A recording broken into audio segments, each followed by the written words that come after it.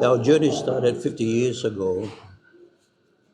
Will be 50 years in September next year. We have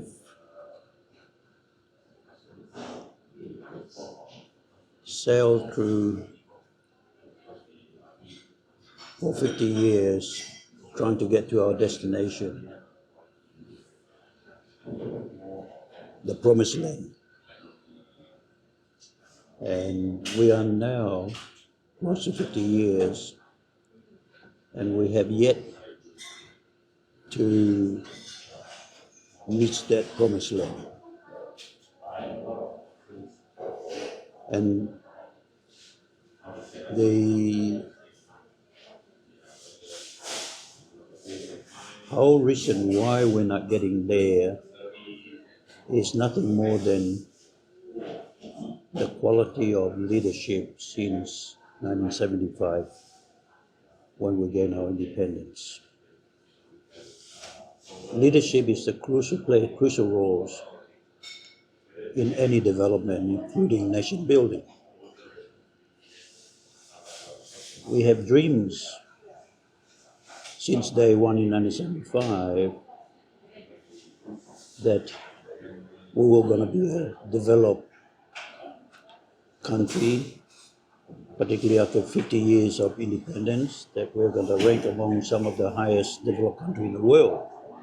And that dream has not come to reality, simply because the type of leadership that we have to captain and be crew of the MVPNG are not up to the standard to sail us to the promised land.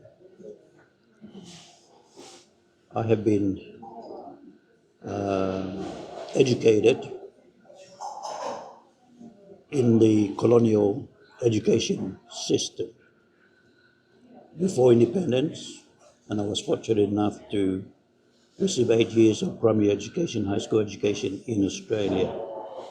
I came back to Papua New Guinea and I entered as a first intake into 1966, first intake of University of Papua New Guinea. I did not get a degree. I had 2 years and then I got dropped out. But the fact that I want to emphasize is that the standard of education then was much higher than the standard of education now. Our challenges is not about how many gold fields, how many gas fields, how much revenue we raise from those investment in minerals, resources in PNG. And we have generated billions and billions. Now, compared with independence, when we had less than 1 million kina in our budget, yet the country was on a better solid footing than what it is now. Now, over the 45 years, we have now generated billions. Our budget is close to 30 billion, and yet every sectors of the country's development since independence has gone backward. From transport infrastructure, from social services and health and education, from agricultural development, the whole lot. Our dreams are not based on facts. We should seriously look back over the last 50 years and try to find out ourselves as to the real reason why we're not moving forward. And the reason is nothing more than the standard education. And that's a long-term problem in PNG at the moment. Unless we have internationally educated leaders in this country, we will not move forward. And I say that in comparison. I use 2 examples in the world. One is a little country called Botswana, north of South Africa, that has nothing when it gained independence in 1966. It was all desert. It was the 3rd poorest country in the world. But when it gained independence, its president was an Oxford degree holder. Botswana now ranks in income per capita near to 20,000 US dollars, while Papua New Guinea is still struggling, less than 3,000 US dollars income per capita. The other one is Singapore. Lee Kuan Yew was an Oxford graduate when it gained independence in 1966. Singapore has nothing at all, not a scratch compared with what Papua New Guinea has. Yet, Singapore is now ranked equal to USA and other well-developed countries in terms of income per capita. So those two examples back up my arguments that we need leadership from the prime ministers down who are well educated. We have billions and billions of kina that we have generated since independence, and there's nothing to show for it. We have plans after plans. We had 7 development plans before late Prime Minister Somare launched the Vision 2050 in 2009, and now it's 2024. So we should stop dreaming. We should look firstly at our education system. Nothing is going to save Papua New Guinea next 50 years unless we upgrade our education system to an international standard.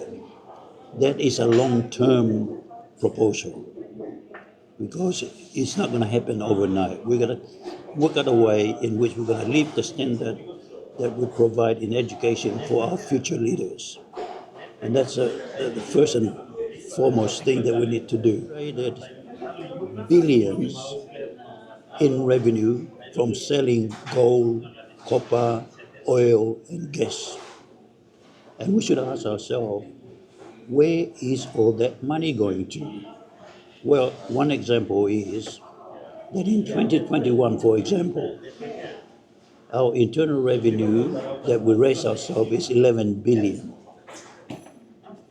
And our public servants, there's 155,000 of them, and half of that internal revenue is used up paying 5 billion kina wages a year.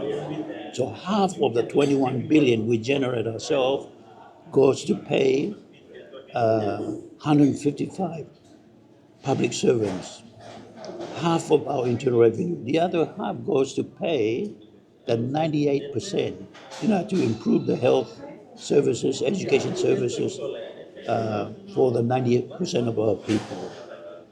So something is drastically wrong. We spend more money on our public servants, and our public servants are mostly non-productive unit in PNG. In order to fix PNG up, we're going to seriously look at the quality of the public servants. And underlying all that is the problem of education standard. Nothing will save Papua New Guinea unless we improve our education standard. I have met young Papua New Guineans based in Dubai who are flying the biggest aeroplane, Airbus 380, around the world. And if they can do it, there's many more Papua New Guineans can do it, but we need that international qualification, like these pilots, to pilot the biggest jets around the world. We need the same qualification in teaching. We need the same qualification teaching from the primary school level up to high school level, up to university students. Nothing will save Papua New Guinea unless we seriously look at what we can do in terms of improving our standard of education. Money will be wasted like it has been done over 50 years now, almost 50 years. We have billions and billions that is wasted and nothing to show for it. Our infrastructure maintenance is deteriorating badly. Our health services deteriorating. In the urban center like Lae, my people in Budiman village cannot go to Anga Hospital and get a basic medicine. Some of them can't afford going to chemist to buy it. Just imagine what happens in the rural areas. They just get sick and they die. So we're in a real emergency situation now, going into our 15 years anniversary since independence in 1975. So how do you see us going forward over the next 50 years? What can be done? We need some sort of intervention, and I don't know what it is, to be able to address the long-term challenge in education. Every Papua New Guinean are capable of doing anything that anybody in the rest of the world can do, but we need that international education first and foremost. It's a long-term issue now. So we got to quickly sit down and work out what do we do to improve our education standard in the next 50 years. To me, that is the underlying issue. It's not about generating more revenue from mining sector. It's not about going out and borrowing more money. More money is a curse when you spend all your income in repaying debts. When I was a Minister of Finance, I put a ceiling on debt to gross domestic product. Gross domestic product represent the economic level of the country. And I put 30% that you can only borrow in measurement to your gross domestic product. Now, the debt to GDP has gone up to about 70%. Our grandchildren and great-grandchildren will repay the bloody loan. So it's not a quick fix situation anymore. It's going to be a long term only if our leaders accept that we need urgently some forms of intervention. When I was Minister for Finance and Treasury, I sat in 2003 with Australian Treasurer Peter Costello in New York. I asked him for two things. First one was to delay repaying a loan that the government before me borrowed from Australia, 150 million, until I address the urgent issues at that time. And he says, Bart, put some score on the board first. Second thing I asked him was, can I have some people from your treasury to come and help me? And so he said, I'll help you. And he sent up the finance minister, Nick Minchin, up to me in Moresby. We sat down for an hour, and Nick Minchin says, Bart, I will go back and help you. And he ended up giving me 22 men and women from Australian Treasury to help me. And if you can look back on the financial performance of PNG over that period, it is the best period of our economic performance. Right up from 2003 to 2011. I left in 2006. It's simply because we had 22 men and women from Treasury in Australia to come and help us. I would use the same model for any other government departments. We need outside intervention to help us. We can't do it ourselves. We got to the point where we are almost drowning in the ocean. We need outside intervention in key areas to help us.